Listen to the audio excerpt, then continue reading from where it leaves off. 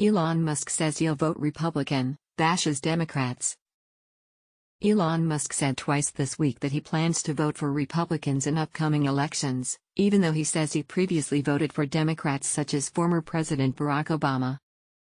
Musk's stated political leanings will not surprise people who follow the celebrity CEO's interactions and proclamations on Twitter and elsewhere.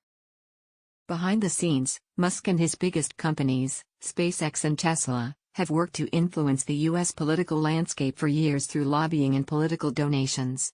Combined, SpaceX and Tesla spent over $2 million on lobbying in 2021. They tend to spend on both sides of the aisle. But Musk has been historically anti-union, opposed to a billionaire's tax, and is a vocal critic of President Joe Biden. Meanwhile, Texas Governor Greg Abbott, a Republican, said in a September interview that Musk approved of his red state social policies, which have included severe abortion restrictions, book bans that called for LGBTQ memoirs to be removed from school curriculum or libraries, and abuse investigations into families pursuing gender-affirming care for transgender children. On Wednesday, Musk wrote on Twitter, "In the past I voted Democrat, because they were, mostly, the kindness party. But they have become the party of division and hate, so I can no longer support them and will vote Republican. Now, watch their dirty tricks campaign against me unfold." Adding a movie popcorn emoji for emphasis. The tweet followed earlier statements at the All-In Summit in Miami on Monday, where Elon Musk accused Twitter of having a strong left-wing bias, saying during a podcast recording, "I would classify myself as a moderate, neither Republican nor Democrat. In fact, I have voted overwhelmingly for Democrats historically. Overwhelmingly. I might never have voted Republican. Now, this election? I will."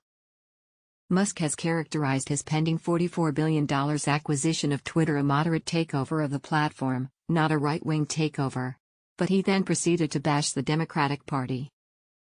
Spurred by podcast and event host Jason Calacanis, who is raising funds to help Musk acquire Twitter, the Tesla CEO said the Democratic Party is overly controlled by the unions and the trial lawyers, particularly the class action lawyers. On the social platform, Musk has frequently insulted and scrapped with elected Democrats, including Biden, Senators Elizabeth Warren and Ron Wyden, and Representative Alexandria Ocasio-Cortez. By contrast, he tends to engage in a friendly and non-confrontational manner with right-wing elected officials like GOP Representative Lauren Boebert and far-right personalities including Steven Crowder, Dinesh D'Souza and others. Crowder, a podcast host who bills himself as a comedian, was once suspended from YouTube for violating the platform's hate speech policy after he made comments against trans people. He was also denounced by the Asian American Journalists Association after he made remarks about a broadcast journalist at San Francisco's PIX which they deemed racist and sexist. D'Souza, a conservative commentator, has produced videos and books containing hyperbolic criticism of Democratic leaders for years.